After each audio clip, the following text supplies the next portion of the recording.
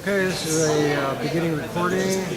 My name is Ed Rutledge, and we're at the Kiwanda Senior Center in Pacific City, Oregon. It's January 28th, 2020, and this is a meeting between Facebook representatives and representatives and obviously residents of the community of Tierra del Mar. This meeting was essentially inserted as a component for a conditional use permit granted by the county for Facebook to use a residential lot for horizontal drilling project. And we'll be recording the meeting using two different cameras. Since I have about a half an hour limitation on each camera, so I'll be switching them out, and then I'll splice it together in a post-process operation. All right, that's where we are, and that's what this video is about. Take our chairs. Nick Promise is going to sit up front at the head of the class so that we don't talk too quietly. Not that Vic is the only one that has limited hearing. I do too, and I'm sure many of us do. So, is that, are you hearing okay with this mic? Pretty good? Okay. What's that? I think we're doing good. Right, just the right amount of reverb, I think is good. So thank you very much for joining us tonight. I know we've been kind of hoping to get together after all the local procedures have been done. You know, because of the county's unfortunate situation with their website. I haven't heard any latest additions yet today. The last I saw in the Headlight Herald was that the things are still pretty much down. Is that people's general understanding in terms of the website? Yes. Okay, so obviously that has some ramifications, not the least of which is that we're all still waiting for the notice of decision to come out from the county that we have a written order that's been signed as I can't remember the date. It was earlier in January after I think it was the 16th or something like that, written order. So we're at the point now where we are moving forward with activities on the site. We have seen some folks on the site today, later in the afternoon. Some of those folks, maybe all those folks, are here today. Basically what they were doing is working with Doug Sparrow, landscape architect, and a few others to kind of revisit the lay of the land a little bit and get ready for this meeting. And I thought before I get going into our agenda, that might be a good idea to just reintroduce ourselves to everybody so that we can put a name with the face. So I'll turn it over to John. I think this might be all. Hi, I'm Preston Johnson. I'm with the attorney for Facebook. I'm John Hanson. I'm also with Facebook. Doug Sparrow, not for Facebook, but Newport, Oregon, on the landscaper and restoration. Mark Bastash with Jacobs Engineering in Portland. Matt Upton-Kessler, based out of Newport, and I run all the physical construction crews for Wave Broadband. As far as it could go. Mark Slink with Aspen Consulting on the geotechnical engineering side.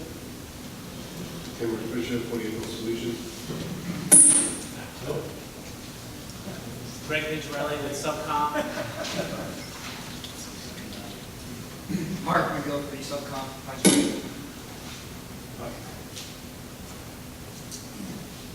Now that almost went on. Okay. So,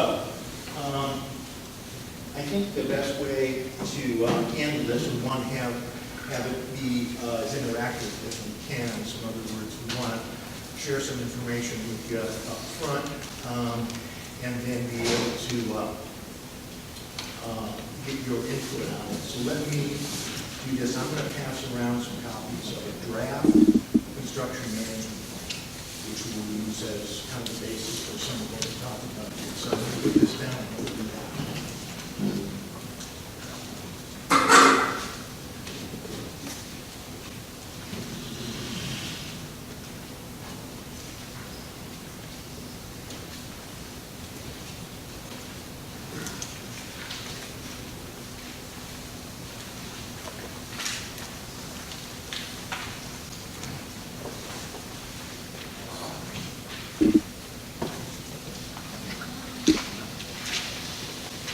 One more, please.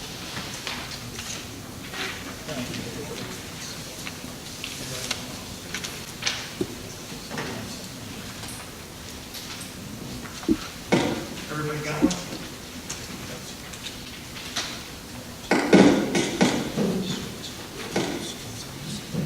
So, hopefully you all, You have to speak up. there we go, how's that? Better. Hopefully you all got a copy of the meeting notice. I think probably the one that got delivered to your home is in your yellow paper. There may have been one emailed to you through the neighborhood association, but we didn't have that direct copy. Did you not get one? It wasn't on your house? Okay, well, we'll get one to you.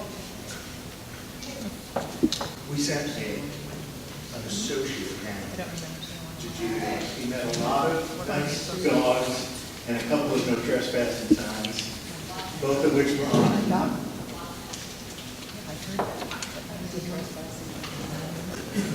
So, basically what this contains is what we're kind of anticipating as the agenda here, and I wanted to simplify it a little bit by trying to put most everything into the construction management plan that you just saw for the first time here today.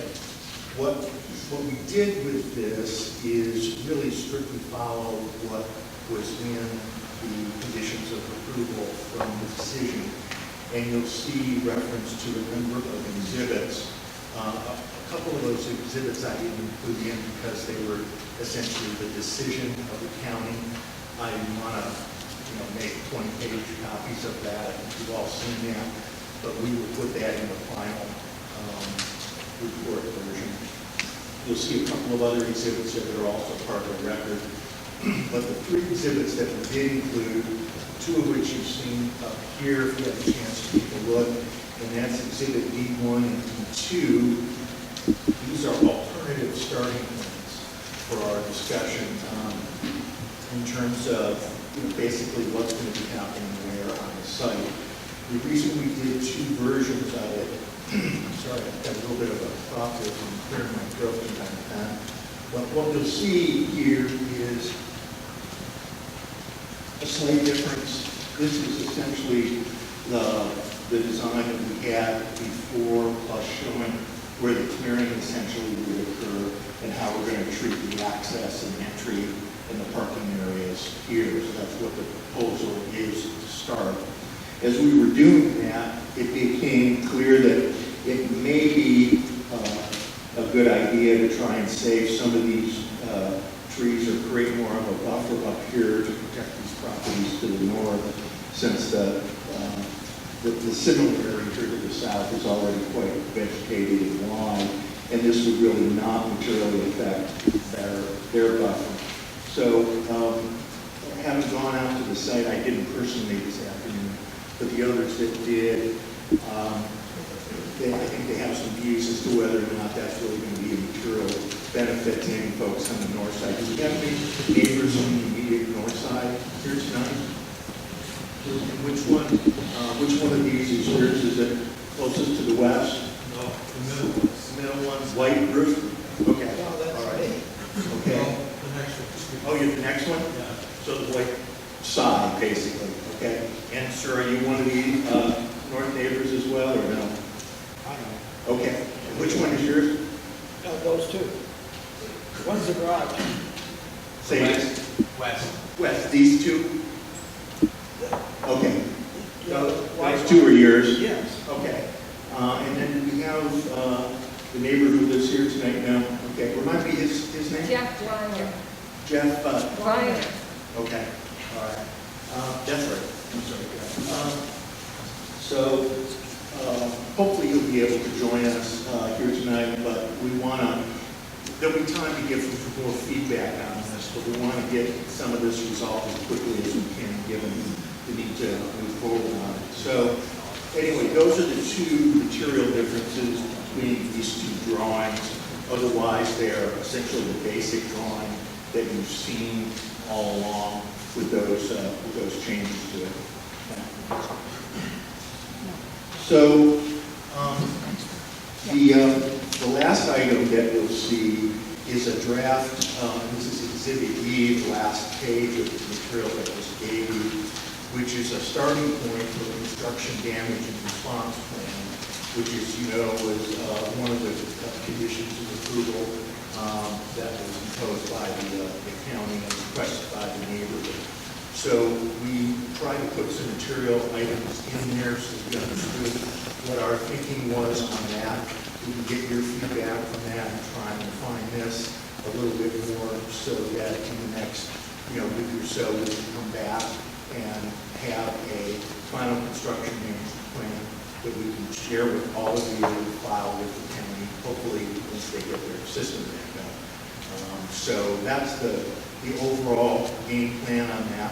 So what I thought I'd do, rather than necessarily just follow the agenda items point by point, but go through each of the parts of the construction management plan, because that's really what the agenda encompassed, other than essentially next steps. And we have a representative from Wade here to talk to you today a little bit about their situation as well.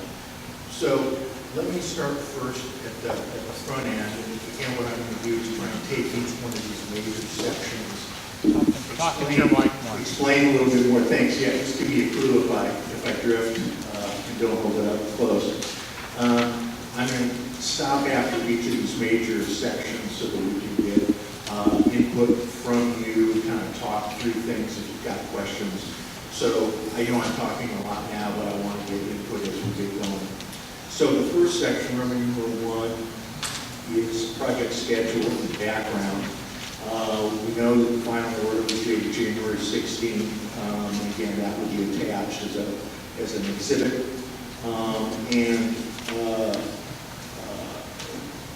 Let's see. So what we're talking about here is pre-construction work activities are scheduled to begin on or about tomorrow. In other words, what we've got is a schedule from the county that requires us to only do work activities, construction work activities between, I think it's January 1 and March 15th, as I recall. And then I think it's April 7th through April 30th, I think is the dates, which are listed down here. So what we anticipated was pre-construction work activities to begin essentially tomorrow to last about 15 work days. Now remember, work days under the schedule are not necessarily the same as calendar days because we can only work under the conditions of approval. Try it this way with it. We can only work Monday through Friday during the hours of, I think it's 8 to 5 p.m. So we have to, when we say work days, we mean work days rather than calendar days. So then that would then mean that construction activities would be scheduled to begin thereafter on about February 19th, last approximately 15 work days.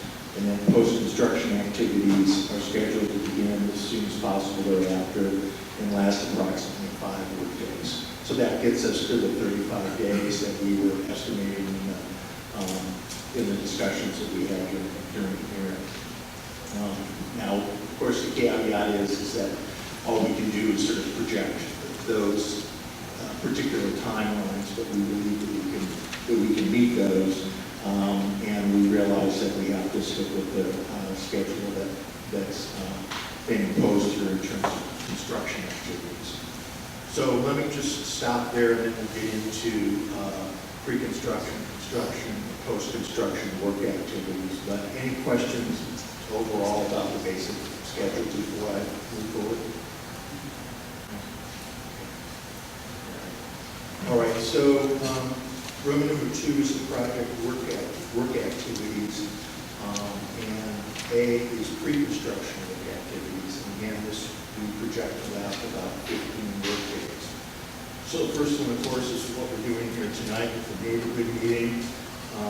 Secondly, we'll begin with inviting folks to tell us whether they want pre-construction site inspections and want to be sure that everyone here provides us, with their contact information.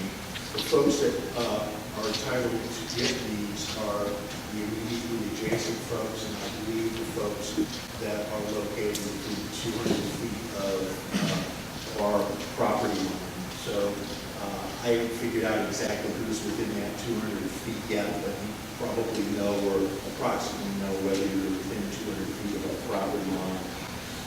And we will make those offers to you to come in and do that work. And obviously we want to step to that as soon as possible within that 30-day period before construction begins in February. So, yeah, question? Could you repeat the question? I'm sorry? Repeat the question? Who would be doing the pre-construction site inspection? Let's see, who's our best person to answer that question? Gary? Let me bring this down to Gary.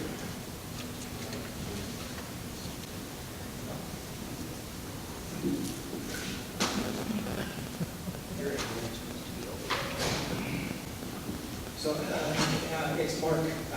Oh, sorry, Mark. So, Microphone is your mouth. all the way up. So it would be myself, I would be doing the foundation inspections. So we would go around, we map the stem walls and foundations, then we would focus on those surveys with myself and then with my staff. And then with regard to septic? Septic, we're still working on the contractor, but yeah. Now, what do you mean by you're still working on the contractor? What's that mean? You go in there and do all this drilling and vibration and you wreck their septic tank? I'm sorry, one more time? You go in and you do all this drilling and vibration and you wreck their septic tank? What are you going to do about that? Let's answer the first question first about what you mean by who the contractor is going to be. I think you've got. Sure, yeah, let me define the septic inspection piece. So we're working on the contractor to find out who we're basically scoping out the work and finding out who that person is that we want to hire to do the work. The actual inspection would be very similar to if you were going to purchase a new home and you want to do a home inspection on the septic system, which means basically you'll drain the septic system, you have a video log of it, you take a look for existing conditions, are the pipes still connected, are they damaged, what's the leach field like, what's the holding tank like. So that would be done pre-construction, vibration starting, and then post-construction, there would be another septic system survey that would basically do the exact same video log, take a look at the pipes, take a look at the basin, take a look at the leach field to see if anything has changed over that time. So, Yeah. And Mark, you also just mentioned that, so we would get a copy of the report and the homeowner would get a copy of the report, no one else. So it would be, we would share it privately with the homeowner so that it's, being transparent in terms of sharing the same report that we get. So we would each get a report, but that won't be shared publicly. Our homeowners allowed to hire their own inspector rather than one unified. for the septic system? Absolutely. Yeah, this is part of the. I mean, at your expense, I call it, not at their expense, but rather than having somebody use doing it, the homeowner have their inspector that you pay for. With the caveat that it would have to be transparent with us, you'd have to share that report with us in a timely way. So, yeah, and again, I think it's going to be important to deal with this in a timely way. So if any of you want to be doing that, you need to probably be doing the same thing we're doing, which is getting those folks lined up and we have to coordinate that. Since, there's a reasonable number of folks involved. It's not, we're not talking about 20 different inspections. We're talking about. Mark, Go ahead. two-part question. Can you identify the company you work for again? I know Phil introduced a long line of people here. And the second part is what kind of timeline is available for homeowners to have this inspection prior and after? So I work that's the first question. In terms of the window for the pre-construction survey would be from now until the construction begin, which I think is a little bit up in the air, but a few weeks. So we certainly want, if we project the construction will begin on or about February 19th. So there's 20 days or so to get that set up and done. So again, time is of the essence to do that. We can handle getting it set up if you want us to hire the contractor, if you want or to coordinate with the contractor. If you want to coordinate with the contractor, let us know who that is. Tell us what date that's going to be scheduled, and we can kind of coordinate on that end. Because we want to be sure that all those things are done prior to construction. So we just want to be sure that that's coordinated and that we get those reports. So in other words,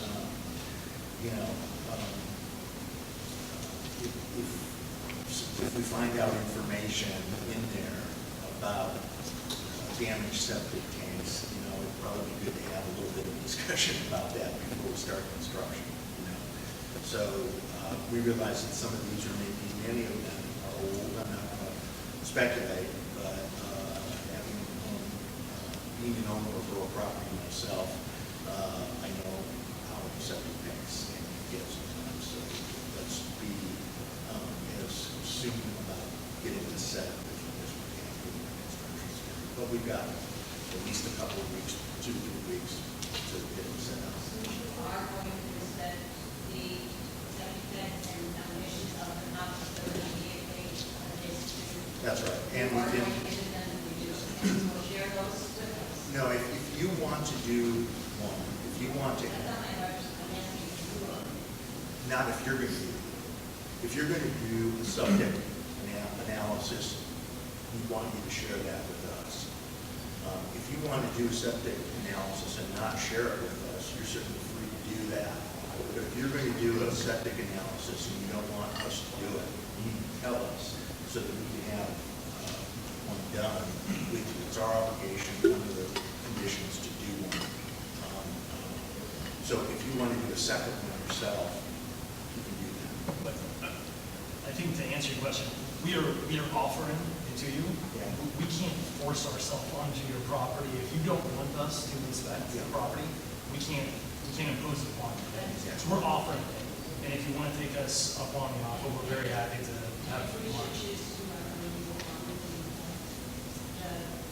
report from the inspection. So there are efficiencies to be had in just having a single company come out in a single day doing all of these inspections versus having each person have their own inspectors come out. But we're talking about pre-construction inspections, right? And so there's not going to be any work done before these inspections. So whatever they find, it's just going to be the state of the home as it is today. So whether it's yours or ours, I don't think that we much care. We're just trying to be as efficient as quickly as possible. What about the interior? I've got an awful lot of stone work in my home. I have a rare model bathroom floors. I have slate. I have granite countertops, granite windowsills. I have stone casing on a double height fireplace. I'm worried about that being damaged by what's been called violent shaking. Are you going to be coming after the interior, taking a look at what we have before we do construction? So the question is, what about interiors? Are we going to look at interiors? Yeah. And I think the answer is certainly yes. We want to talk about it. We certainly can. The way we're going to scope the pre-construction survey for the foundation investigations and walls and those types of things will really depend on how far we want to take it. But a lot of the times it has to do with permissions. A lot of homeowners don't want strangers walking into their houses and looking at the stonework. But if you are inviting us in to do it and document it, then that can certainly be done. I lived there full time and I can buy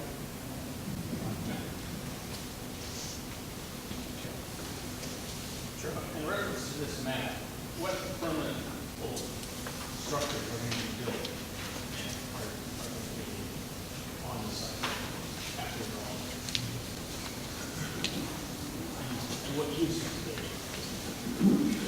So the question was in reference to these map, what permanent structures are going to be built on the site? And use. And what? And use. Yeah. So there won't be any above-ground structures. The only real structure that's going to be built is a below-ground structure, which is a precast vault where the manhole, we call the beach manhole, which is that sort of gray rectangle there at the site where the red line comes out. And that red line is meant to represent the cable itself and the conduit that goes out. So basically, it's a small conduit, about, I think it's 5 or 6 inch conduit, something like that, and then the cable's about the size of a garden hose, and that's what will go out. But nothing other than the beach manhole flat, like you would see a manhole, that's what you would see if the sand isn't on top of it. So no above ground structures.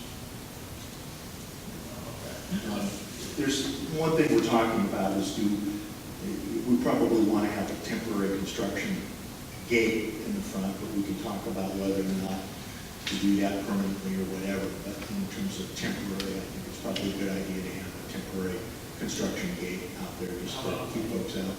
Landscaping, gravel, roads, fences. We're going to get into that here shortly. So that, we want to work with especially the immediate neighbors on how to deal with vegetation. That's why we've got Doug Spiro here. He's been looking forward to having this conversation. He's been at most of our prior meetings, but I think he'll get some attention here tonight. Okay. So the workshop is a temporary building? I see I'm you sorry, have say a it again? workshop is a temporary building next to the office trailer? Yeah, those Temporary? are just all temporary during the pre-construction, construction, and until we get them out of their post-construction.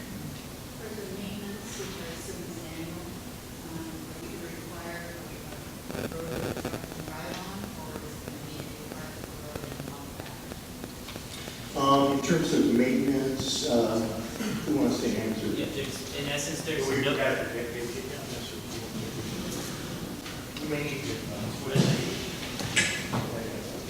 It's a short answer, but essentially there is no maintenance. Once this is installed, that's it. The beach manhole itself may be serviced every few years, so there's no need for us to go in and do anything.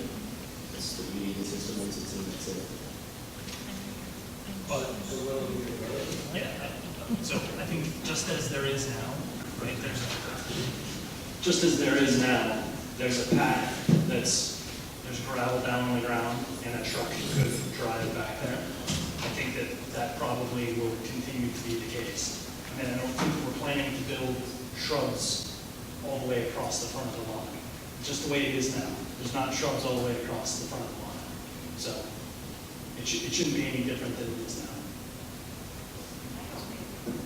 Is there gravel? I don't recall gravel being. Well, I mean, to be fair, we just were walking out there, and there is. I'm Doug Spiro and helping with the restoration on it. And we were out there, and there is an existing gravel road, maybe 12 feet wide, that goes all the way in, and then there's a larger gravel area before the dunes, but west of the main area, just east of the dune.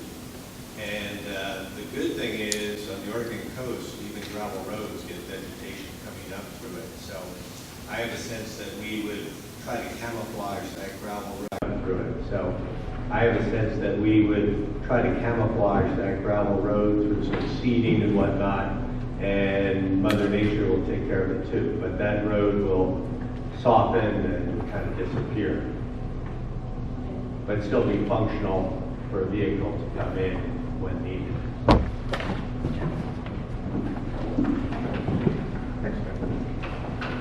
Okay, so that kind of brought us through section A3, through the pre-construction inspections.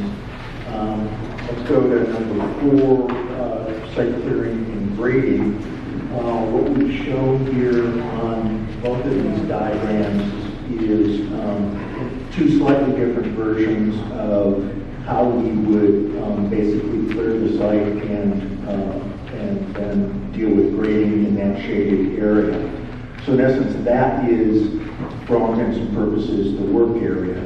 There will be some travel into the parking areas in the upper left-hand corner there where the temporary buildings are, but that's really not necessary to do any sort of wholesale clearing or anything. It's essentially a clearing spot, as you can kind of tell from the situation now. I don't know fully how much gravel is there, but we may need to add a little bit of gravel there so that it doesn't get mucked up during the wet season here. So that's the basic game plan in terms of site clearing. And what we wanted to do is get as much feedback as we could about site clearing itself, and then also kind of talk a little bit about that relative to the noise curtains themselves. You'll see that the additional noise curtain to the south, which is the taller of which was projected to be the taller of the two. I think that one was projected to be approximately 23 feet in height.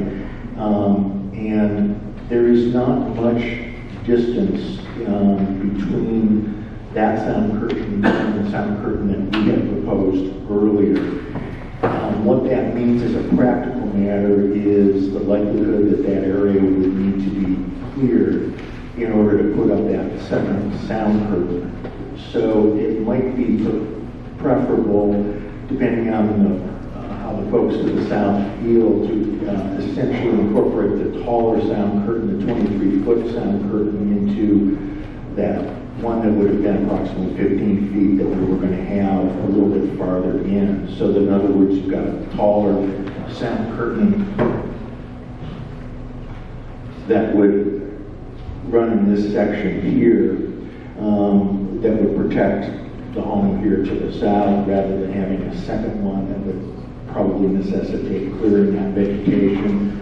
I think Doug may have some thoughts, maybe you guys have talked a little bit beforehand, but I think some of that is pretty good vegetation. You probably know much better than either of us, but that seems to be the side with the better vegetation on it. So it's really a judgment call in many ways that we defer to you and the other owners on the south side. So why don't you give me some feedback on that and ask questions around that, and then we'll get to the bigger piece of it.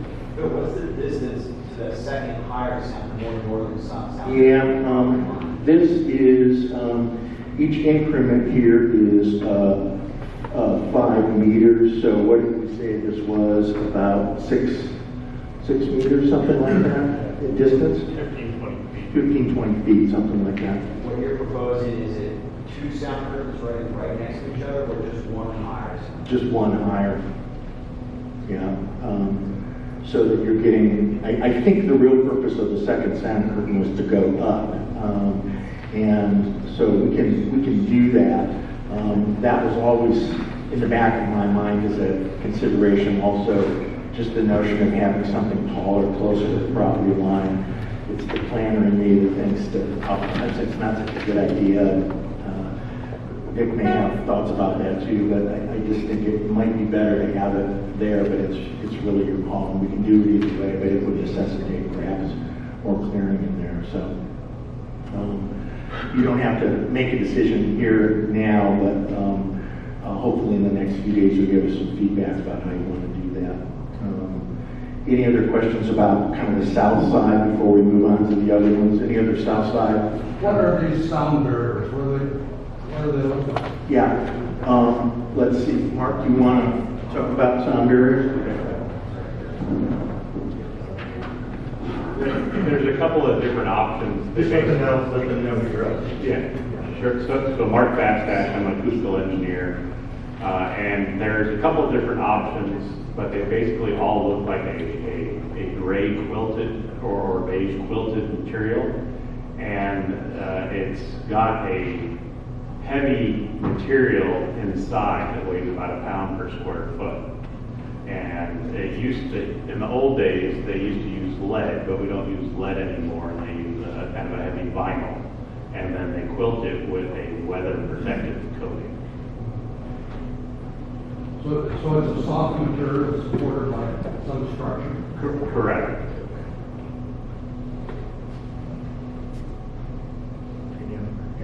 Go ahead. Who will be installing these curbs?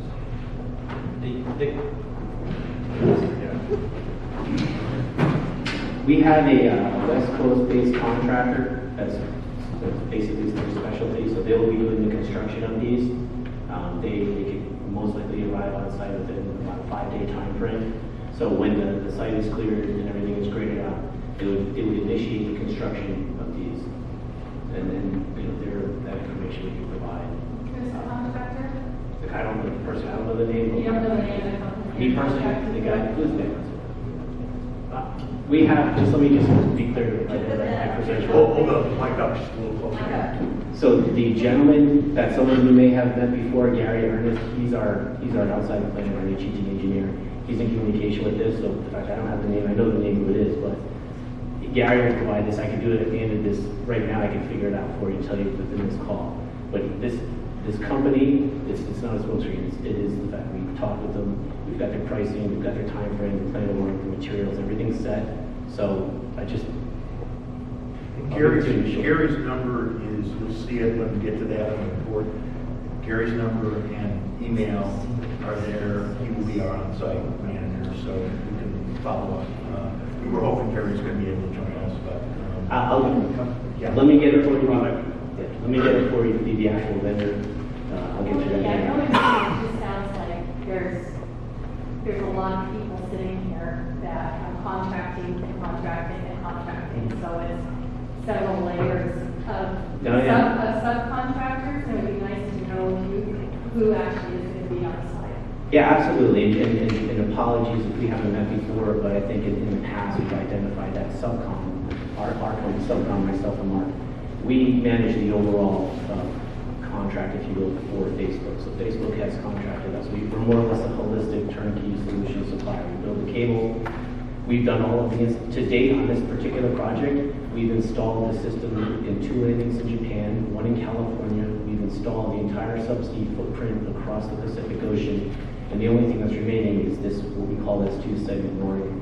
So as a function of that, as you can imagine, when you imagine, did any work in your house, or give the plumber, the electrician, the power guy, that's why I said. So we have multiple contractors, 4 different ships I'm working on. So yes, it is rather intense to do this in about less than 2 years. But for that one particular one, you've got it. It slips my mind, but I'll get that for you in the call. So apologies. go ahead. I was just going to ask, there's going to be subterranean water once you start drilling and everything. How does the contractor deal with that? What's the procedure? So the question was, there's going to be subterranean water, and how you're going to deal with those kinds of issues. Yeah. Let me, let's come back to that one when we get to that on the schedule, because I think people are going to have questions about the DVD thing. So let me kind of get any more questions related to the kind of site clearing related issues. I have a further question on this barrier. On the noise barrier? It's my impression you're telling me there's going to be a 23-foot barrier along the whole property from the beginning of the project to the end of the project? Not exactly. What happened was we had, during the course of the hearings at the Planning Commission and at the Board of Commissioners, we hired Mark to do an acoustical analysis.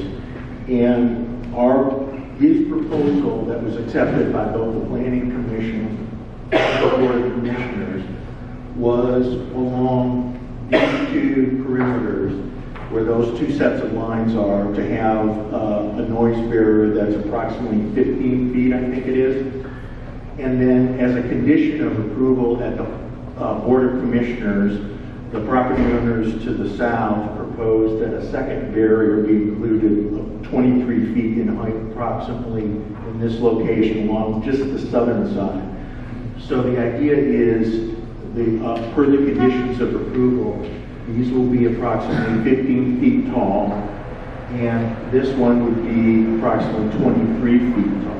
We're talking now about not having that one there and maybe having it be 23 feet for that segment instead of 15 feet. So it's a mixture. Everything will be 15 except maybe here it might be 23. I mean, it'll be 23, but we just don't know where it'll be located. And that will be for the duration of the project? That will be for the duration of the construction. So there's 3 phases: pre-construction, construction, and post-construction. So the idea is once we get the site graded, then we get that stuff up there, the mitigation measures for soil erosion and those kinds of things, including the sound curtains. And then they're up during all the construction activity, and then depending on the timing, they'll come down sometime during post-construction. That doesn't do much for my view. Yeah, well, you get one or the other. You get a sound curtain, you get no sound curtain, or you get a sound curtain with portholes. I want it transparent. I know. Well, I'm sure there'll be technology sometime, but at this point, all we can deal with is, right now we're dealing with internet stuff, so we work on the rest of that transparency later, but I agree. So that's another reason why, we want to get in and advocate for this. It's one of the reasons, frankly, I think why the board adopted the proposed conditions to get this moving and get it over and done with ASAP. Okay. Any other questions? Yeah. In consideration of the neighbors to the north, would you consider making that noise curtain 22 feet as well? Well, at this point, that's not what the conditions read, so we're going to go with what the conditions are. I think the concern that I would have, and I don't know, Mark can certainly comment on this, but this is at the property line. And once you start getting something that's even taller than 15 feet, again, my planner background tells me I'm not sure I really want to do that. So we did what was the result of the permitting process, and we think that's going to be adequate to do that. We realize that there's going to be some concern about noise above into the second stories, but we think that will still be reasonable under the circumstances. So if someone individually wants to talk to us about that, write that in your comments. And if we can deal with it, we'll try and do it. But I think that there are going to be some issues there that I would be a little concerned about myself as a planner. I don't think you want to have a 23-foot tall cedar fence there, for instance. You just wouldn't want to do that, and most planners are not going to let you do that. So putting something up like that close to the property line, I just have some concerns with that. Phil, I just want to point out that the conditions that were referred to the DSA uses before. Yes. And that 22-foot barrier element wasn't just limited to the southern property line. It was referred to just property lines. Maybe we don't interpret that the same way. But I'm looking at the DSA report now, and it's just okay. I'll be happy to look at that with you again, and if that's what it says, then we will follow the report. But it was my understanding that in the TSA report, you mean the report from your expert? DSA. DSA, I'm sorry, DSA, not TSA. I was thinking about flying, sorry. Okay. So let's take a look at that. Maybe we can take a look at it either at the break or afterwards, and again, provide comments to us so that we can look at that, and that's one of the reasons we're here, to make sure we're not missing anything. Okay. Let's keep moving then. So after we get through the site clearing and grading, we'll be doing the ground penetrating radar, which is a further condition of approval 11 that we suggested after we heard some of the comments during the hearing, and then depending on if anything is discovered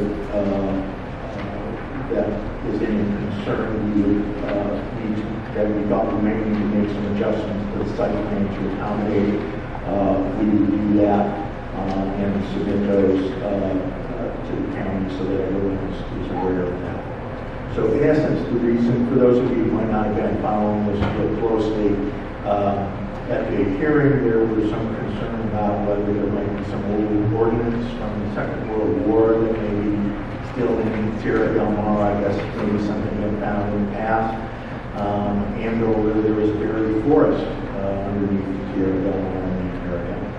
So that got my interest, our interest, and so we thought we might as well use technology to see whether there's any issues there. So a little bit of prevention, we decided to include in there. So that's why that's in there, and that's essentially what we're looking for. If we got find buried treasure, we will do it. Okay, go ahead. Will you be using the radar on the beach as well? Where the On the beach? can go? No, this will just be on tax lot 3200. Yeah, there's not going to be any construction activity on the beach. It will only be on tax lot 3200. Everything else, the board will happen underground out to about half mile out into the facility. How deep is it? I know the beach. Yeah. It is kind of a gradual incline, what's it, about 18 degrees or something like that it goes. So we'll talk to one of our experts here a little bit more about how deep it starts and then how deep it goes. So as some may have seen in some of the early documentation, the goal is to have... Yeah. Sorry. Is better? Right, so some that may have seen some of the earlier documentation, the goal is to have the HED bore approximately 75 foot below the seafloor, if you will. So if you can imagine that HED is going to be on about 3200, about 10 degrees in. It's going to, by the time it gets to the beach, perhaps say 30 feet plus as it moves, as it goes down. We have longitudinal profiles for the area that we can share, and generally the longitudinal profile, per its namesake, from basically the bore entry to offshore, we can provide, but that would be well below the beach.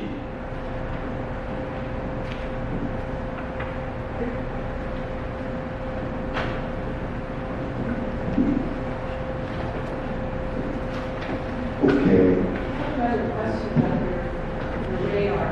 Is that include archaeological, the class, if there was some Native American, or something on the radar to see things that could be, Yeah, so basically what's going to happen is, as you probably know, if anything like that is discovered, we're required under state and obviously federal law to basically stop and report that. So the team is obviously well aware of those kinds of issues. As you can imagine, most construction projects don't take this extra step. So we won't know, we're not going to be able to locate, chips of a pot or something with that kind of radar equipment.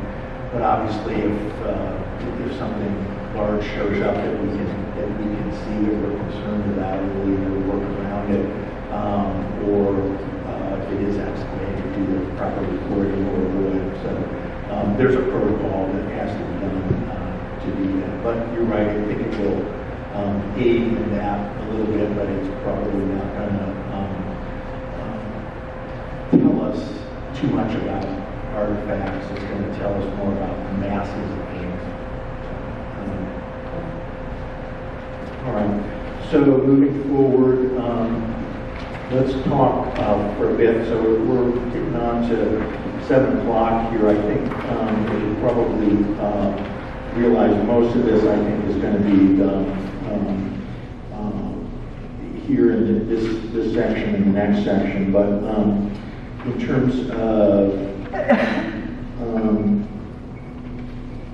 let's see, I may have moved here. So, okay, so we've got temporary erosion control measures and temporary construction fencing.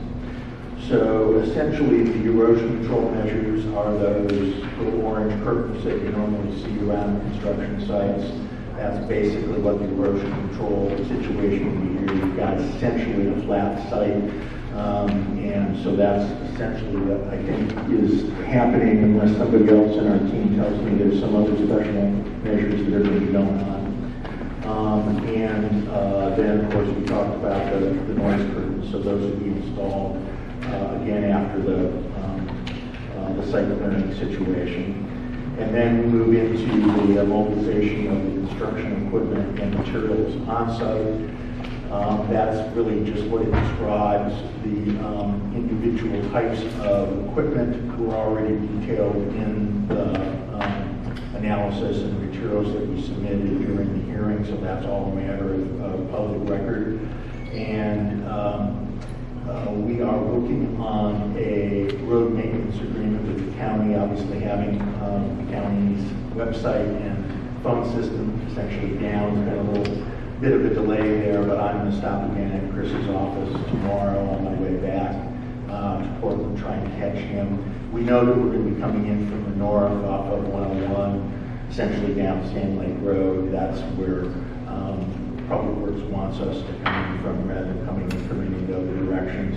And the purpose of the road maintenance agreement is to provide security to the county that if anything gets damaged, like roads or bridges, as we're coming in, that those will be repaired and stuff, that the county will be liable for any damage like that we may cause. So that's basically the idea there in terms of mobilizing the equipment and materials on site. And that brings us then to the end of the pre-construction activity portion of the project. So, yeah. May I say anything? Oh, absolutely, yeah.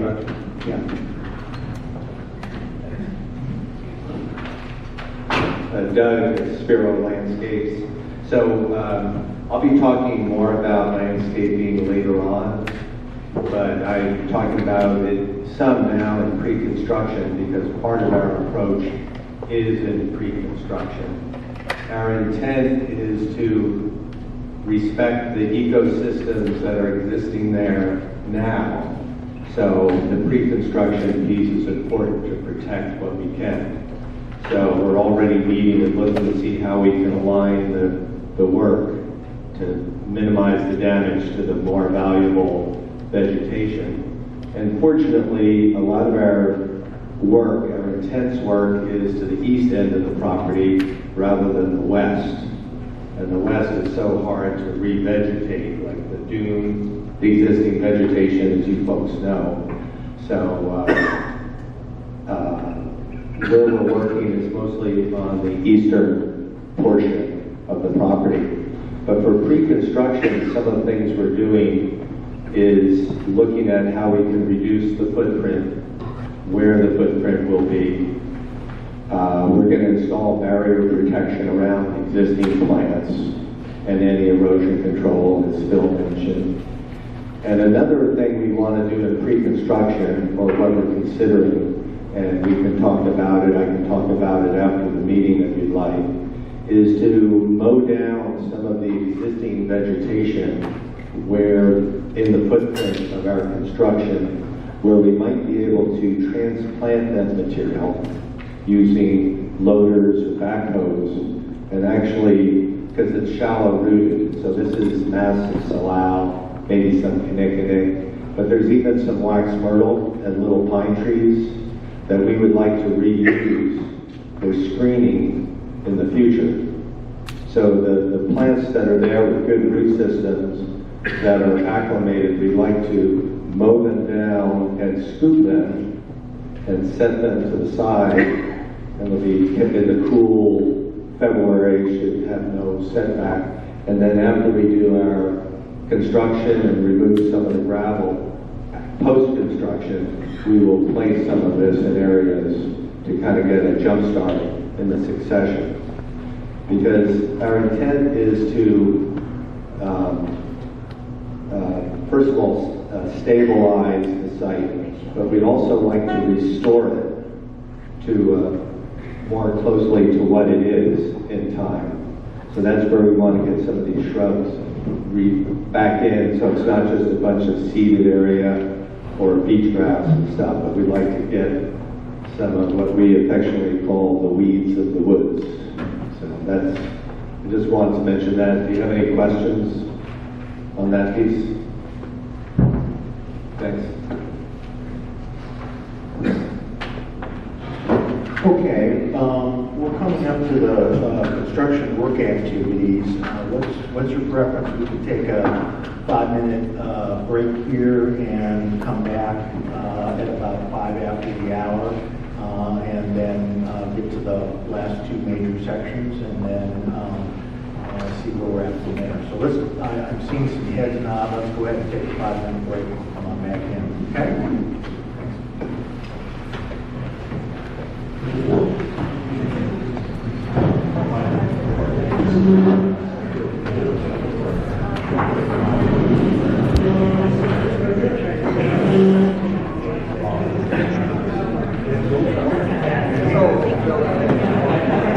We're going to take a break right now and give me a chance to cool down the sensors on the camera. And we'll be back to record once the meeting resumes.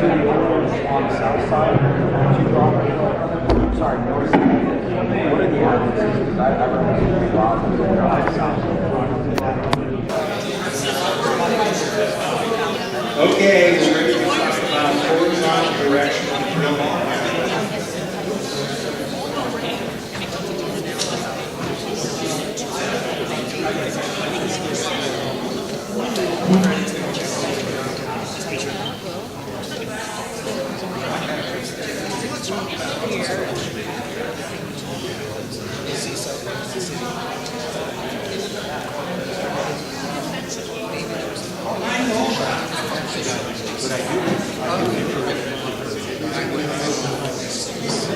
Okay, we're going to go ahead and get started. So, section E there on page 3 of 5 starts to describe the construction work activities. And of course, the first and major construction work activity is the HDD drilling itself and the beach manhole and conduit installation. So again, we're relying on the information that's already in the record and shown here on our updated site plans that the HDD drilling and excavation will occur to allow the installation of temporary casing, bore pipe, conduit, and then the beach manhole. So basically, the HDD drill rig is here on the site, and the borehole will be here until the beach manhole itself is installed after the drilling occurs. That will occur by doing the drilling, then installing the temporary casing, the bore pipe as it goes along, and then the conduit to preserve the hole as it is created. As we mentioned at the hearing, there may be times, particularly because we are going to only be doing those construction work activities between 8 and 5 work days, meaning Monday through Friday, excepting the weekends, and I think there's one holiday in there, as I recall, President's Day or something is occurring in there. So because of that, we need to be able to sometimes be sure that the hole itself doesn't collapse because we're stopping the drilling itself. So there may be some need to essentially clear that outside of that time constraint. But that will obviously be done only as needed, and we'll try and be as sensitive as we can about that, given the need to keep it open. So, question on that. Periodic maintenance of the borehole. Just basically what I was saying. So it's not periodic maintenance in terms of after the construction period. What is it? I'm going to probably let Greg talk about that. But, So in short, be close as I can, just let me know. So in short, the periodic maintenance is essentially in the off days, they're just going to spin the drills. So roughly maybe once in the morning for about an hour, they'll spin the drills, and then later on later on in the day they'll spin the drills. That's it. So there'll be about an hour in the morning and an hour in the evening just to keep those drills spun. So it's not boring, it's just spinning balls. Yes, it's not boring. It's going to be limited to that 1 hour in the beginning of the day and at the end. It's sort of the difference between pressing on a drill and clearing the drill bit. At least that's how I can understand it. That's right. Yeah, so Greg, this is Lene Rutledge. You were saying that you're kind of the overall manager of all of the contracts and subcontracts.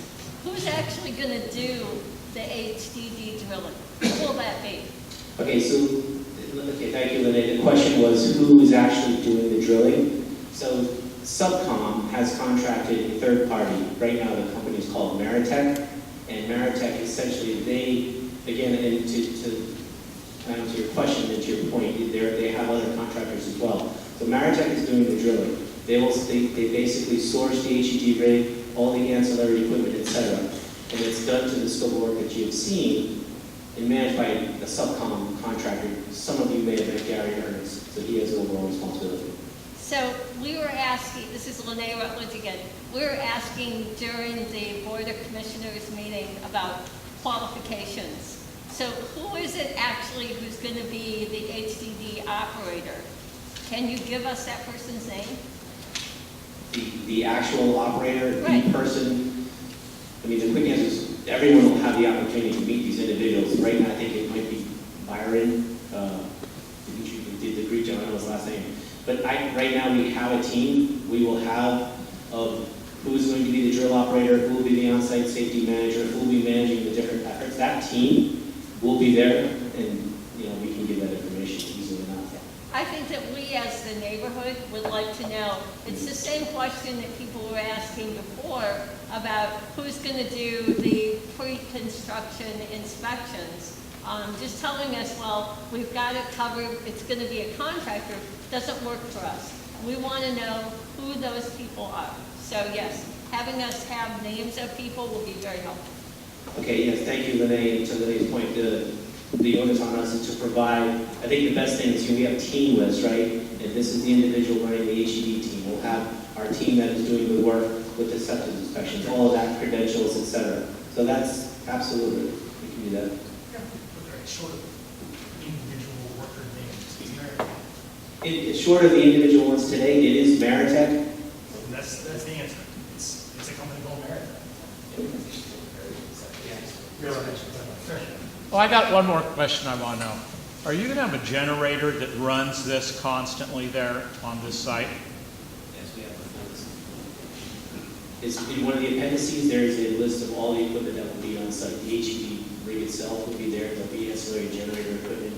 But will one stay there all the time and run? We would like to the quick answer is yes. We're going to mobilize all the equipment to site. They will stay there, but we are limited, of course, by the hours of operation. But once you leave, will you leave a generator? Everything's gone. There will be no permanent generator, if that's the question. Nothing running, nothing turned on. It's all going to be encased in the beach manhole vault, as Phil had identified earlier. Yeah, you won't hear anything coming from that site after post-construction stuff is done. So at the end of that period, it'll be a vacant lot. You won't hear, see, smell, taste anything. All the power is from the cable stations. Yeah, because up there, the people across at the lake house, they hear this generator constantly running. No, sir. So again, the cable station is where all the power will take place. Right. I saw 2 hands. Question? So will there be a power supply unit down in this manhole of some sort? All the power is up in the cable station, which is remote from the site, so no. Where is the cable station? The cable station is a few miles in. It's up at Fisher, across from Fisher Lake. Miles Lake. Yeah, it's not Adam near Jackson. Question here? To what extent are your construction activities inhibited by different weather events? You've got your sound barriers. Will they stand up no problem to 70, 80 mile-an-hour winds? If we have storms that we are known to have quite often, is that going to limit your construction activities, or can you do it whatever? Part of the reason I ask is because you say here 15 work days is the anticipated amount of time. By my calendar, from February 19th until March 15th, that's only 17 work days. Is there any buffer in there or needed?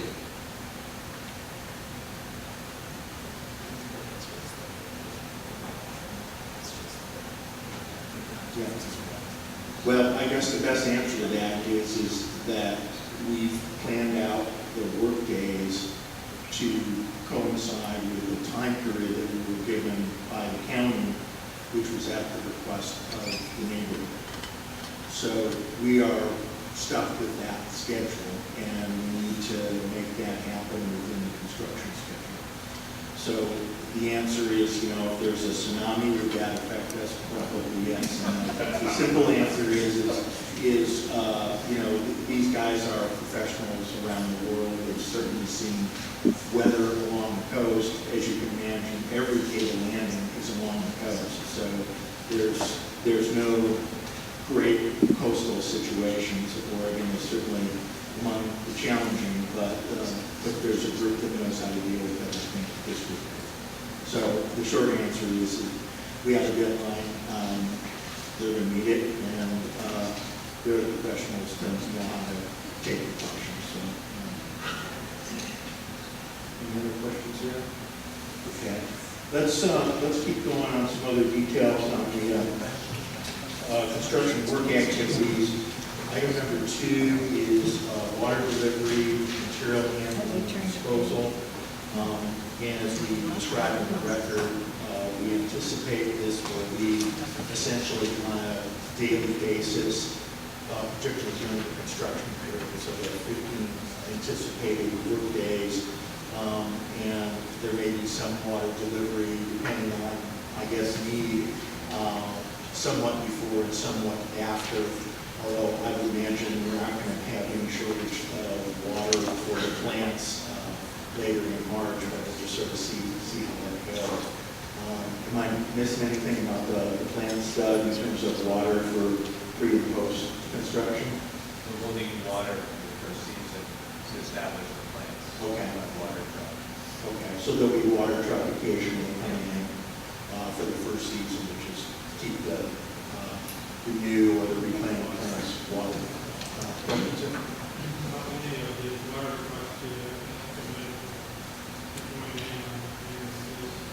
During construction, we anticipate one day, so 15-day workday construction period, and maybe some pre-construction, and maybe some post-construction. But I think after that, it's going to be Doug's call, and I'm sure that's going to be weather related, but I certainly don't anticipate one day. Doug, do you have any? Well, one of the things we're doing is we're going to use a polymer and an organic mix for the plant around the plantings to maximize their water retention, to minimize the need for water trucks and the labor associated with it. And we'll see what we wind up with. The beach grass plantings and a lot of the seeding will not require much irrigation, but the plantings, to keep them alive, will need water, and kind of on a weekly basis or every other week during the height of the season, which would be July and August primarily. If anyone wants to help us water plants, Yes. we can arrange that. I'm looking for a few good men and women. Okay. All right.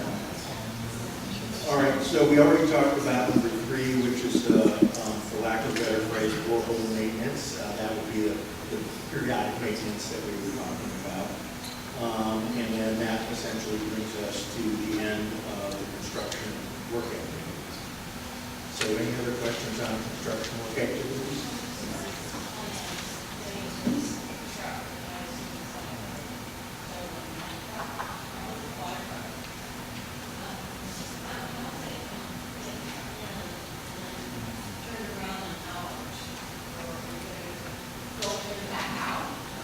Back in. Just back in.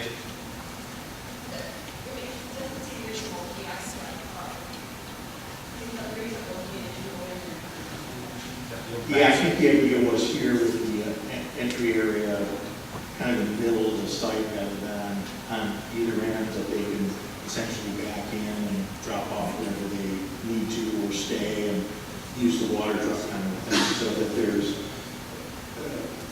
not a bunch of going deep into the site kind of thing and maneuvering around over there just for the equipment that's already going to be mobilized there on the site. A couple other questions, sir? Will there be any road closure and beach closure during this construction?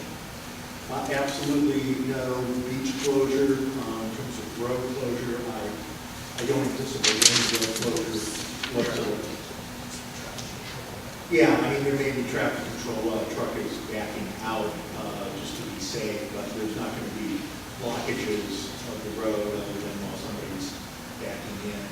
It'll be coming out front ways, so that shouldn't be an issue. So, short answer is no. Yeah, we don't really anticipate a lot of that traffic, and we also are planning, in terms of the workers, to basically shuttle them in so that they're not going to be, parking on or adjacent streets, or if we're lucky, we may be able to rent some beach houses and have folks, some of the workers, stay locally so that they don't have to drive at all. Any questions? Yeah, where is the disposal of solids to be? I'm sorry, where is what? The disposal of solids. Oh, right. So, let's see, I think there is a solids dumpster that is right here. So that's where the solids on the site will be collected, and then that will be removed periodically to be dumped at the proper location off-site. So, that will be done through the appropriate channels to dump it. In other words, it's not going to be dumped locally somewhere. It's going to be dumped in an authorized site. It will be collected here at the solids dumpster in the middle of the site along the west side. So it's easy to get in and out, which I imagine is going to be probably dumped either periodically. Sir? Water delivery, is this part of being used for the drilling process? Yes. How much water do they need per day? We have that in a letter. What's that? One truck, it's essentially the one truck a day. Yeah, it's essentially one truck a day. I don't remember how many gallons it is, but there is a letter in the record that from the, I think it was it Lincoln City Water, that showed the amount of water need total and the approximate daily total, and that they were willing to accommodate those needs. So we've got essentially a water authorization letter from them, and that describes both the daily and the total volume of water, excluding periodic maintenance of the plants. Where's the source of your water? Right now, we have the okay from Lincoln City Water District. Lincoln City. Okay. Lincoln City. All right, so that brings us to the end of the construction work activities. Let's switch to post-construction work. There are essentially 5 activities there. The first is obviously the removal of the construction equipment and materials from the site. Then secondly, the site restoration. We'll kind of come back to that and let Doug kind of lead that discussion a little bit more.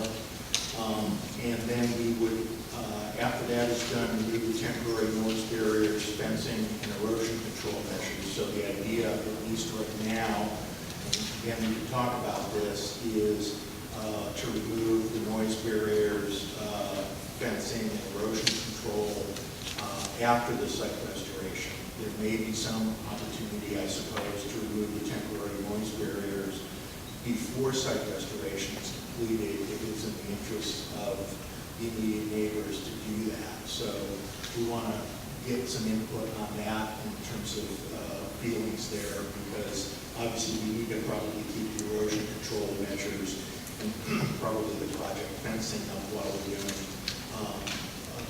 the restoration, but there may be an opportunity to bring the noise barriers down.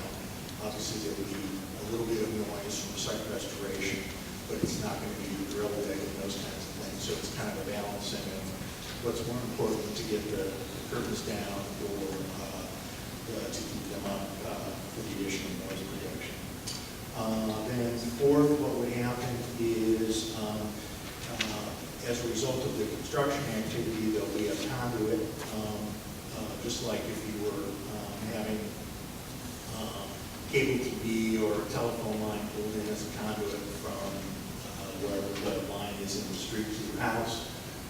Essentially, there's a rope that will then pull the cable in from the water side up into the conduit that will then attach into the beach manhole that has been installed as part of the construction.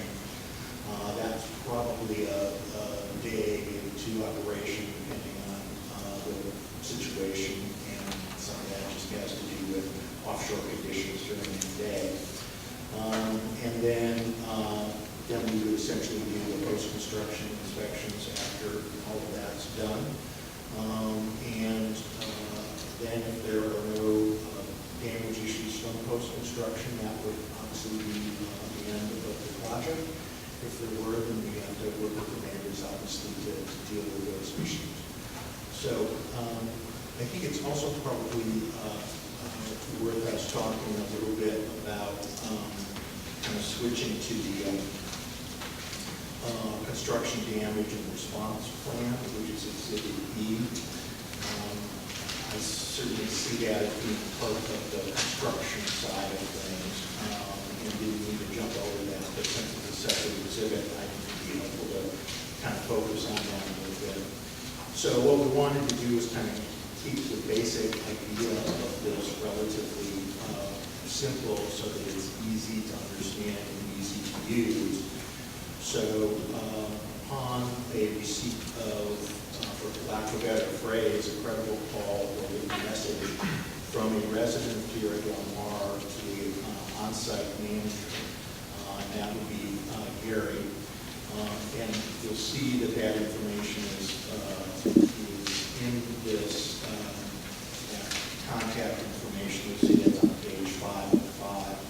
So the 24-hour contact on site is Gary Ernst, and the applicant's representative, which is also required by the conditions of approval, to be noted, is John Hudson. John's here.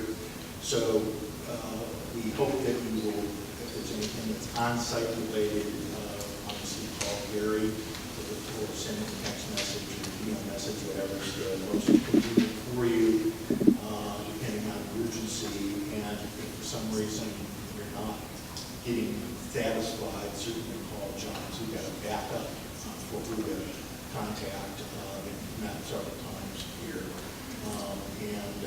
And then we have set up as primary points of contact for ourselves on the Facebook side with John, again, someone who you've seen before, and we temporarily put Isabel as the Tierra Del Mar Neighborhood Association point of contact. We're talking with Isabel, and I'll let you kind of maybe describe this for yourself, but I think it might be best to not have Isabel necessarily be the point of contact, but so that we can copy her if something happens that she should know about, that she can then distribute that information. She would be the distributor to the neighborhood of information, but we will have to decide here in the next several days who our immediate points of contact would be. And my suggestion would be to have one member of each of the 5 adjacent property owners be the point of contact, so that in essence we have 1 or 5 immediate points of contact, depending on if it's, deals with property A, B, C, or D, or if there are general issues to contact each one of them, and likewise for them to know that we're available. So I think that might be the best practical way to deal with immediate points of contact as we get into that. So again, we're kind of open to that. Let's let's talk about points of contact maybe first, and then we'll come back to the construction damage and response plan. Does that suggestion make sense in terms of points of contact for everyone? Okay.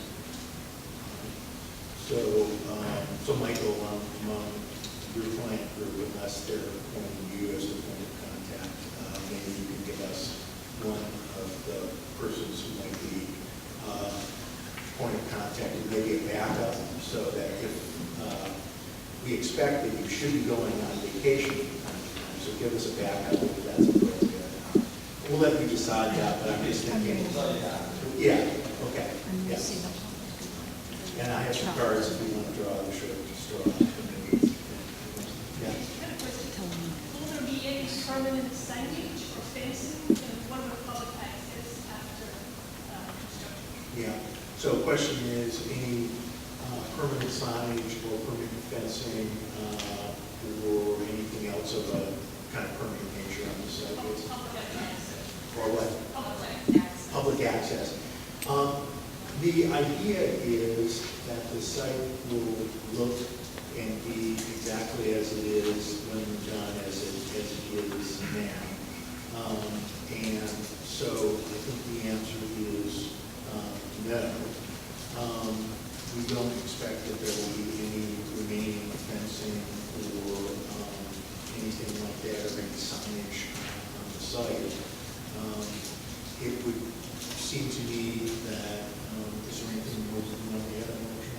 Well, I guess I would just pose the question. Yeah. Would the neighbors want us to have a fence? We're not, there's no public access. There's a sign. That's easy. Yeah. But what about a fence? Is there any gate you want to stick with? That's not a fence, but a gate. Correct. Everything else should be more or less screened by trees, bushes. So my suggestion is to have folks tell us what they want. If there's interest, especially with the immediate neighbors, wanting to have some sort of gate there, then we don't see any reason why.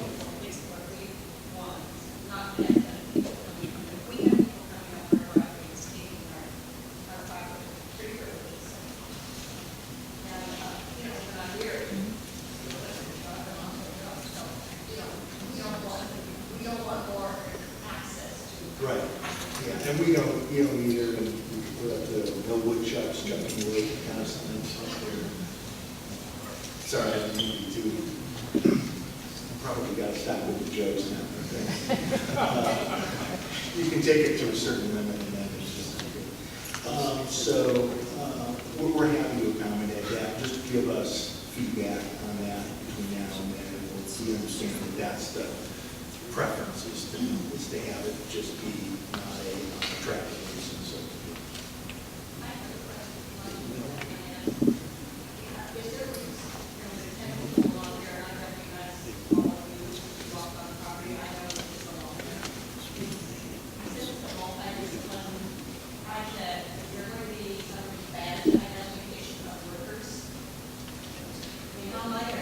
Well, we probably have a habit.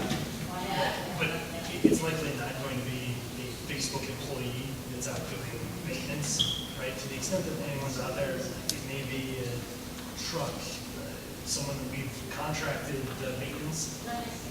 Well, but that goes to the idea of the gate, right? But that goes to the idea of the gate, right? If we had. Well,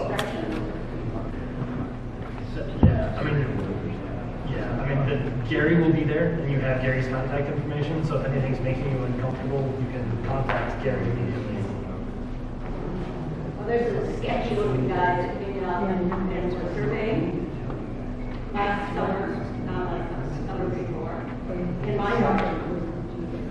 And I'm next year, I'm here by myself. I'm a little nervous about having multiple people walking around and blocking. Well, let me put it this way. This is going to be, that's fine, you can call me. This will be a secure construction site, and there will be a lot more security with the construction folks there than there ever would be without them. So during this period of construction, nobody's going to be wandering in that site without Gary and others getting to know them very quickly, very personally. If you can't reach Gary, call me. Call me. My contact information, that's this phone. Or call Phil, or, call somebody if there's something weird going on. Yeah. To go to Marie's question, do you anticipate people walking outside of the sound curtain? Because the sound curtain will probably be there. I would imagine most people are inside that sound curtain. I'd like to say there will be pre-construction before some of the sound curtain will be installed. But once the sound curtain's up, will be during construction, and it would be unusual for someone to be outside of that area, I would think. So. Yes. So, this is Lene Rutledge. So on an average day, when you're doing the actual construction, how many workers will be on site?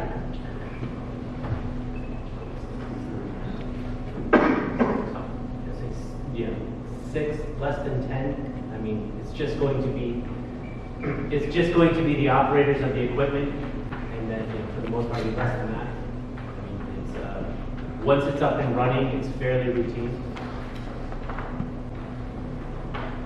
Yes, sir. I'd like to ask you, with all the contractors, subcontractors, subs, and all the different things, how many of them are local contractors? Are any of them local contractors? I can, let me just highlight, again, this specificity, I don't want to go there, but when you think about the pre-construction, Doug Sparrow, Matt Kendler, they will have local, and the local expertise, the people that know the area, Mark Swank as well. When it comes to the actual HDD kit, that's going to be us, or Maritech, and then the post-construction will again go back to the local expertise. Where are you located? Myself? Your business. Okay, well, our business is based, the headquarters of Subcom is in New Jersey, okay? I'm personally now based in New Hampshire, so it was a lot farther before. Maritech they're based in Greece, and everyone is more or less US based. So all the workers are coming from your subsidiaries then? No, just those specific to the kit, the HED kit. But they are people from Greece or New Jersey or where? Wherever. They're not. I guess I'm trying to figure out the concern. They're all legally allowed to work in the United States. They're not Southern California. No, I just mentioned all of the pre-construction will be from the regional area. The local expertise, insofar as the pre-construction with Doug Spiro, I mean, the team selects these individuals because they're knowledgeable. So I guess part of my question was, and I have nothing against Newport. Newport is a wonderful city. But I was looking for how Tillamook County and Tierra del Mar is benefiting from this, and hoping you were going to say, like, I don't know, the traffic control flaggers are locals or something. Yeah, so we'll probably use BSD, which is Tillamook County. The flagging crews for our construction operations. So we use them a lot. We use Robert Warren a lot. So if we do any trenching work along Sand Lake, we're required to haul it all off and bring in fresh backfill. That's all through Robert Warren because it's close. We've used Earthworks in the past. We'll probably do it in-house unless we're using our 10 yards somewhere else, and then we'll probably bring them in to help us as well. So as far as direct, like Pacific City, Tillamook County, we will leverage some of those assets for us. So a couple of people from our local community will get a job for a couple of weeks. businesses, yes. I don't know how many people in each business, but we'll certainly buy a lot of rock. Okay, thank you. Yeah. Okay. So that kind of brings us through the end of post-construction. And let's go into, let's talk more then about, before we get into the the other miscellaneous items, we already talked about the road maintenance agreement, we talked about the contacts. When you bring the water in from Lincoln City, are you going to bring it in from the north? Yes. So you promise you're not going to bring it in through Pacific City?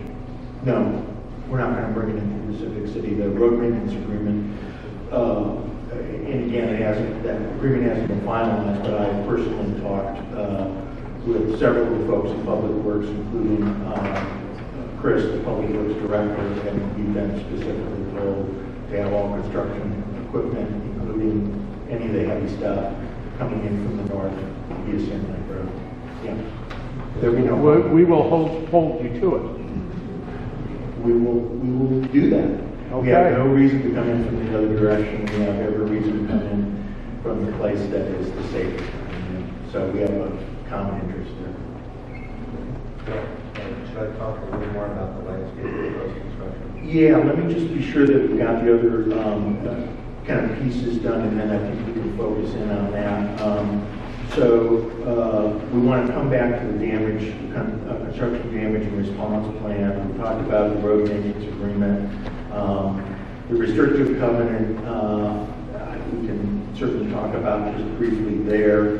The idea is that as a condition of approval, condition number 12, which we volunteered to do, which is would be a restrictive covenant that runs with the land in perpetuity forever, that prohibits the installation of further subsea cables on TxDOT 3200. So that lets you know that there won't be further cables on that site. It hasn't been drafted and marked. Is it going to be drafted prior to any construction? It will be drafted prior to the close of construction, because we're not going to be putting in, we're not approved by the feds, the state, or anyone else to put in multiple cables. We're not putting in multiple cables, and we will do the covenant in a timely way before the project is done. Now, when you have a precondition of approval, those conditions have to be met before projects are started or completed. You cannot just simply say that you have right now not the approval to put in another line, and we're working on a restrictive agreement, a covenant. That needs to be deeded on that property before this project is started. Because there is no guarantee that any of you come back in 2 years, 3 years, change the Fed laws can change. There is no guarantee that you can't come back and say, we're putting another line in. We're putting another line in. Oh, you know, internet, we need more, we need more. There's no guarantee without that restricted covenant on there. And it's a condition of approval. Approval means you have to do it. I understand. The question is, when does that need to be recorded? That condition does not specify when it needs to be recorded. We don't have any problem with working diligently to do that. As you know, everything is down in the county, and trying to do any of that right now is problematic. I am telling you as an officer of the court that I will work diligently to do this. This is something that we proposed, and it is not difficult to draft. So if you have concerns, bring them to our attention in writing. I respect your position, and I'm telling you, we are working diligently to do that. Just one other point. In order to do any additional bores, any additional work on the site, we would have to go through the exact same process with the county that we just went through. And the county has said that part of the approval of this project was putting this in place. And so they have the power to control any additional work. The county commissioners at this point in time, the county commissioners 5 years from now might not have the same Right, outcome. I'm just saying. That is why you have restricted. I'm just saying, even if we were looking to try to skirt this condition, which we are not, we are going to diligently pursue it. But there are checks on. Yeah, at this point in time, the things change. I would expect that in the next couple of weeks, probably prior to construction, this thing will be done and recorded. We've just got a situation where it's very difficult to communicate. County, we're trying to get in touch with Sarah. So it's not a difficult instrument to draft. It's a one-pager. It's very simple.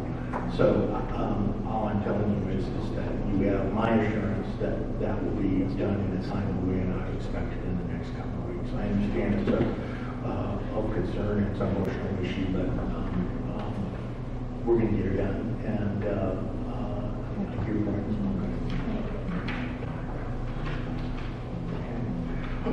All right, the last one I just have is lighting, and that's really just an intended reflection of what's in approval, conditional approval number 2, and that will obviously be honored as part of the construction plan. So let's go and talk first about the kind of the site preservation issues, and then we'll kind of finish up with regard to this, going back to the construction damage and response plan. We're going to make a lighting issue. Is we're going to do artificial lighting all night for security? I believe so. The answer is no. No, I'm relying on. No, we had no intention of having artificial lighting tonight. It depends on whether Greg is locking the trailer in there with the light on, but if he's not, I suspect there will be lights on for the machine. We are looking at avenues for security, you know, whether we have cameras, guards, etc. But no lights. Let me turn to, you want to go forward? I might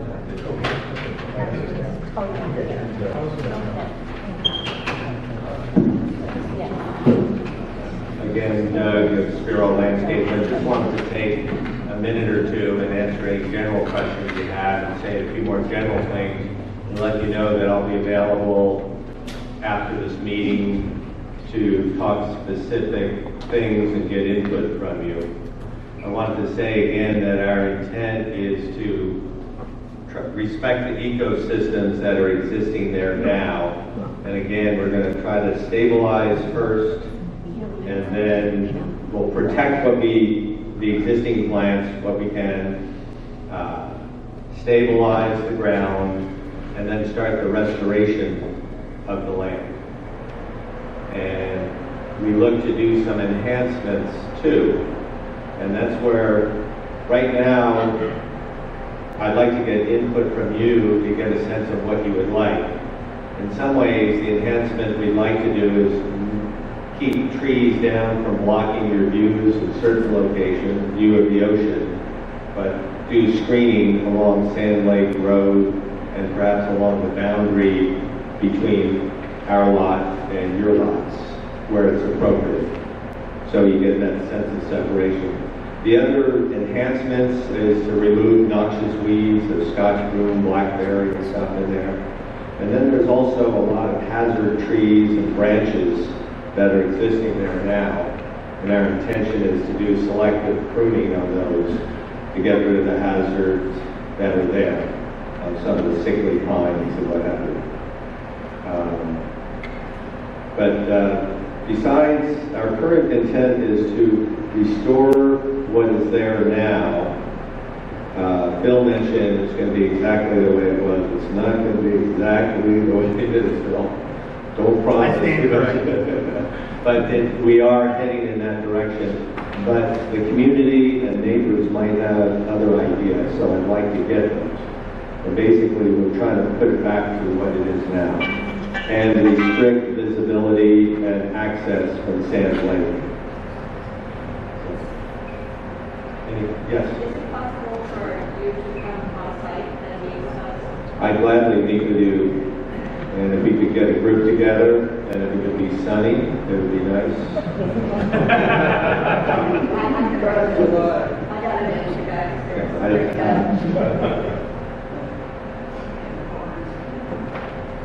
But I'll be available after the meeting. Yes? I think, excuse me, I think one priority would be dune protection. I don't know how much of the beach grass and the vegetation close to that dune is going to be removed for this project.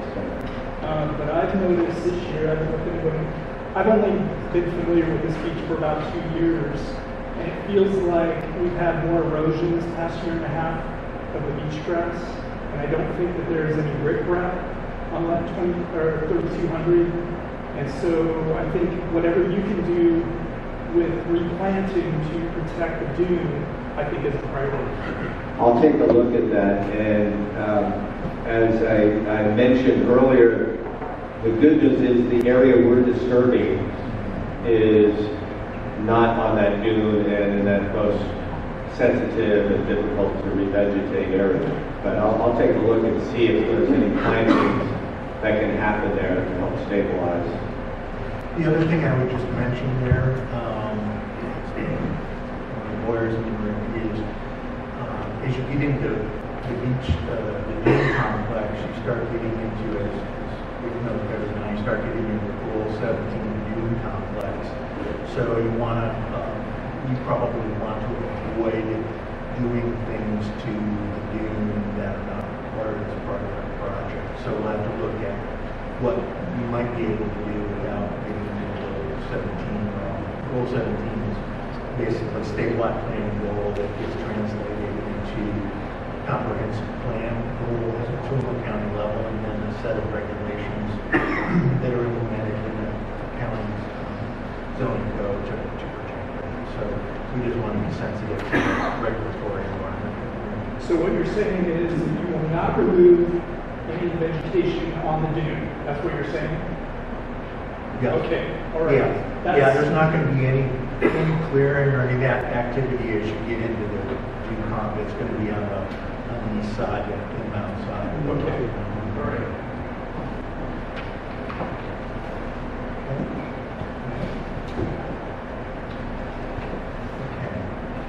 We're doing pretty good time-wise here. Let's kind of finally focus on the construction management and response plan. So again, the idea here is upon receipt of a credible call, a written message, and preferably through the points of contact that we're talking about here, the on-site manager will respond to the resident as soon as possible. And will likewise visit the home of the resident to inspect the alleged damage as soon as possible. If it's determined by the manager that the alleged damage may have been caused by project construction activities will cease until a plan of action is determined by the manager and the applicant, meaning EDGE, in consultation with the homeowner. So the idea is to respond quickly and to do an inspection so that we can get to the bottom of it as quickly as possible, come up with a plan of action quickly, and to stop construction until we figure out a plan of action. And doing that, we will consult with the homeowner on that issue. So we want to make it clear that in doing this, none of us are waiving any rights or defenses or anything. We're just sort of trying to make it clear that working together collaboratively is not to be used as a legal sword or legal shield. Basically, everyone's trying to work together to try and figure out what's going on. And we just want to be clear that people are not changing their legal position by doing so. And again, the intent is to work cooperatively as quickly as we can to respond to any credible complaint.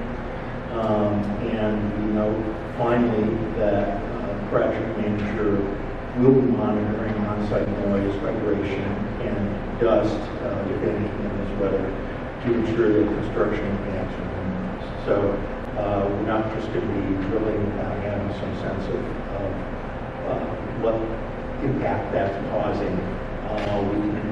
There are some measures that we can take to kind of monitor that on site. So we'll be doing that, and just to let you know that. So if there's any questions about that. Bill, you said earlier, I think, that Maritime Basin Greece, what kind of insurance coverage is there? Greece and, believe it or not, Athens, Ohio, it's Akron, Ohio as well. So they're U.S. based as well. They have Okay. What kind of insurance coverage would be applicable in the event of damage from the neighboring property? 1 second. Let me give this So Yeah, maybe John. Michael, I think I can answer it. So Facebook requires all of our contractors to maintain very robust insurance coverage, and then we in turn require them to require their subcontractors to maintain very robust insurance coverage. So it's more than adequate to cover anything that could possibly come up in this situation. Is there any proof of insurance coverage that could be made available to the community if it's simply a drilling contractor instead of their claims? So any claims that you would all make would most likely come to Facebook, right? And it's then between Facebook and its contractor, Subcom, as to what insurance coverage there is in place with on the Subcom side. Facebook has insurance coverage, Subcom has insurance coverage, our subcontractors have insurance coverage. So insurance coverage is not a concern.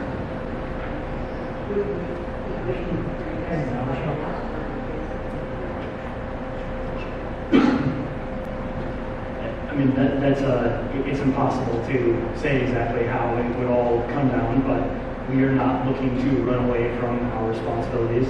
If Facebook or Subcom or any subcontractor causes any sort of damage, then we are very happy to make good on damage.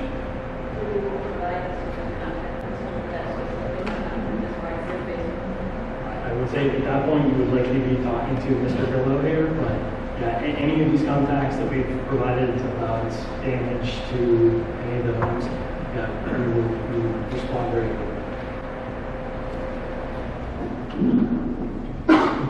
Any other questions or comments right now? Sorry, go ahead. For those of us who are not on an adjacent property line but are within the 200 feet, would you be contacting us for the pre-construction inspections or? Yes, be sure to give us your phone and email so that we've got that. And if we could ask you to encourage anyone else in that sort of not immediate adjacent, but within the 200-foot area, just so that we've got that, and then we can do that invite within the next few days to get that out, and then we'll work with each of you to schedule when that's going to be, or if you're going to do it yourself, and how that's going to work. Is there one person we should be dealing with for this? Yeah, the point of what we wanted to do is give you those points of contact. So either, again, Gary will be the on-site. In the meantime, it might be best to go to John and schedule that. So on page 5, you've got the applicant's representative, John Hudson. So that'd be the point of contact for that, because we probably aren't going to be on-site. We're not going to be here out there. Does that make sense? If he's here right now, so should I give him my name and address and phone number? Sure. Oh, yeah, no, absolutely. I'm just saying in terms of going forward, in terms of your contact with us, it'd probably be best to coordinate that with John until we actually, and we'll notice when we are on site. Once we've got that stuff mobilized, then you can switch to here. That makes the most sense. So you've got two folks.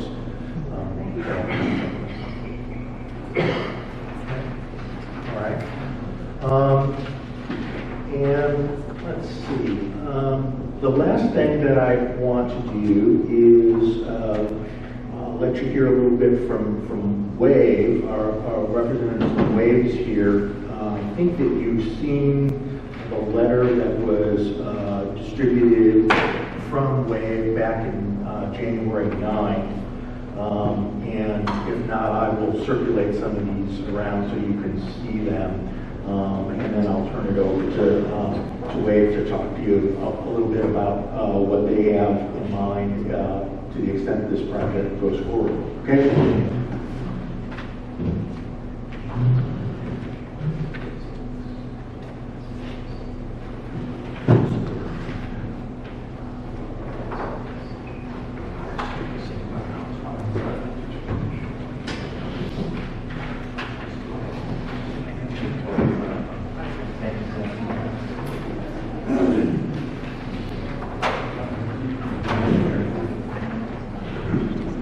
So, again, Matt Keller, I'm the Senior Director of Construction for Wave Broadband. So I run all the construction crews in Oregon, Southwest Washington, and California. I apologize ahead of time for not having a representative on the actual, I guess, residential fiber to home side of our business. They're not able to travel today for this meeting, so I will do the best I can from a residential product delivery standpoint. First, I'll talk about kind of our construction. So I'd like to remind the group that the conditions set forth in the construction management plan and the Tillamook County conditional use permit do not pertain to my work in the public right-of-way. So all of the discussions about timelines, the discussions about all of that stuff pertaining to Lot 3200 do not directly correlate my construction schedule in the public right-of-way on Tillamook County roads. We will obviously, work with these guys to do our best to stay out of the way, to get as much stuff done during that construction window as possible. But those stipulations in the conditional use permit do not pertain to my work getting from the beach manhole up to the cable landing station. So our work is twofold. From a wave standpoint, we have a contract to provide 2 conduits from the beach manhole, really from the edge of the right-of-way on lot 3200 up to the cable landing station around the corner there. And then from there, they will attach to our existing fiber routes that will take them into Hillsborough, which will connect them to the rest of the world. Those routes have already been constructed. There's nothing for us to do except some splicing and testing work on those routes. So there'll be no construction work basically from the cable landing station into Microsoft, or I'm sorry, into Hillsborough, where all the data centers are. So our work specifically for this project is just conduits from the beach manhole up to the cable landing station. So again, we will do the best we can to get out of the way. We will have traffic control plans that we will submit with our permit applications to Tillamook County. We do a lot of work in Tillamook County for Tillamook Lightwave, based in Tillamook there, the intergovernmental agency. So we've been doing work here for a long time. Any truck you see with a Wave logo on it runs under my jurisdiction. So if you guys have any problems, I'm happy to give you my cell phone. If somebody's parked in your yard, if somebody does something you don't like, call me and I'll take care of it. So we're here to be a community partner. We're not only part of this project, we've been part of every project in Pacific City. Partner. We're not only part of this project, we've been part of every project in Pacific City, and we continue to market this as a place for us and for our business. So that's our work related specifically to this project. So the letter that went out was drafted by Greg Halser, who was the former owner of CoastCom. CoastCom was purchased by Wave Broadband in 2016. Greg and my father started the company. My father retired in 2018, and I took his spot. So that's what kind of landed me in this outside plant role. Because we are installing conduits from the beach manhole up to the cable landing station, and we have a network of existing conduits from Pacific City, pretty much everywhere related to the submarine cable business. We have the ability to very inexpensively run fiber from our existing network outside the submarine network, our Wave network that we use to deliver services to, we've got all of Jeff's properties here on our layer 2 transport circuits. We provide internet access to the inn that goes over to the pub. Anyway, so we've got network in Pacific City that we're actively serving customers, commercial customers here. We've got the library, we've got the bank. Anyway, so we were able to tap into that network inexpensively by just pulling a cable down the conduits that we installed down to the Tierra del Mar area. So that fiber could be available for commercial activities. It could be available for a cell tower. It could also be available for a fiber to home deployment. And I know that that's something that was talked about early on and kind of got overshadowed by the construction activities. But I do want to let you know that we are a service provider on the Oregon coast. We provide services basically from the Canadian border down to a little south of San Jose, and this is our business. I would tell you that we are actively working on a fiber to home deployment in Walpole, which is just south of Newport. And based on the fact that there are no existing providers, it looks pretty good for us to go in there and do a full fiber home deployment on a dime. Because we assume with gigabit service, we're going to be able to vastly, we're going to be vastly superior to the existing DSL technology, which is, maybe 10 megs down and 1 meg up. And we can do 1,000 megs down and 1,000 megs up with our gigabit services. So it's certainly something that we can look at. I'm not the king of ROIs. I pretty much run cables, so I can't speak to what that deployment would cost, what it would cost for passing. Those are the metrics that we look at. But I do know that because we can get cable down there essentially for free, the cost of the cable itself and some labor to get down there. But because we're doing all this work anyway, it's easy for us to do. And that, that backhaul is often the most expensive piece of doing a fiber to home deployment, just getting out to the market. So we're in the market here, and I know that Greg, my counterpart of this project, would love to talk about what that might look like for the community. I don't know if you're interested. It's something that would be very easy for us to do. So I'll try to answer any questions you might have. On the construction side, sure, but on the network side, kind of. Perfect. Easy enough.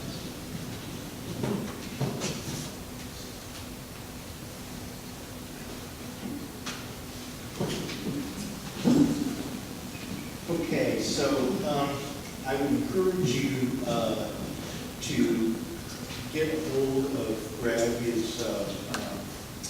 His contact information is here, his phone, and as things get moving, think about whether or not you want to try and take advantage of those opportunities that come along with the opportunities presented by this project.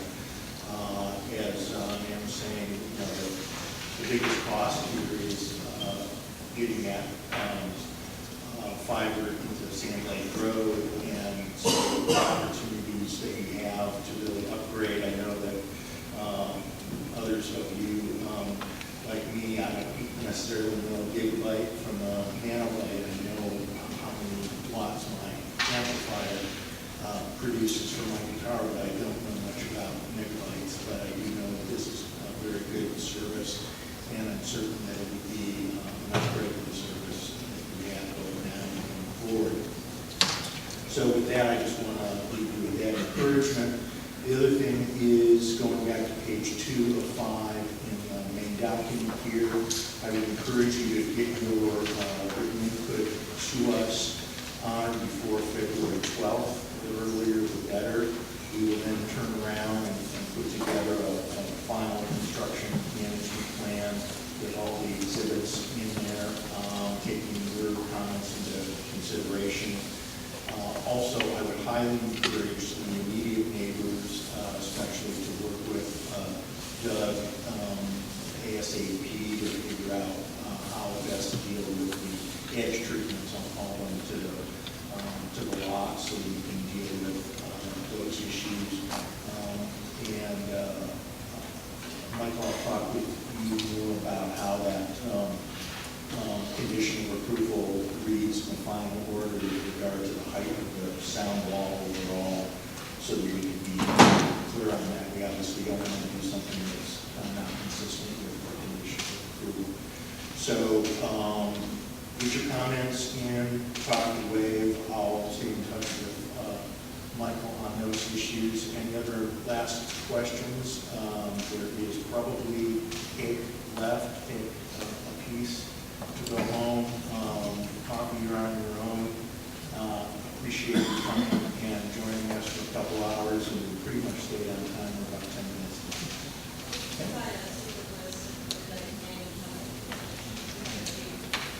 I don't know whether we did a full sign-up sheet, but if everyone's willing to stick around for 2 or 3 more minutes, why don't we circulate one, put your name, readable, and what's that? Well, I thought you wanted to, you mean all of us? Oh, sure. What we'll do is, in the next couple of days, I'll put together, I'll work with John to put together a list. And John will email it to you, and we'll sort of rely on you to be the disseminator with it as well. Okay? All right?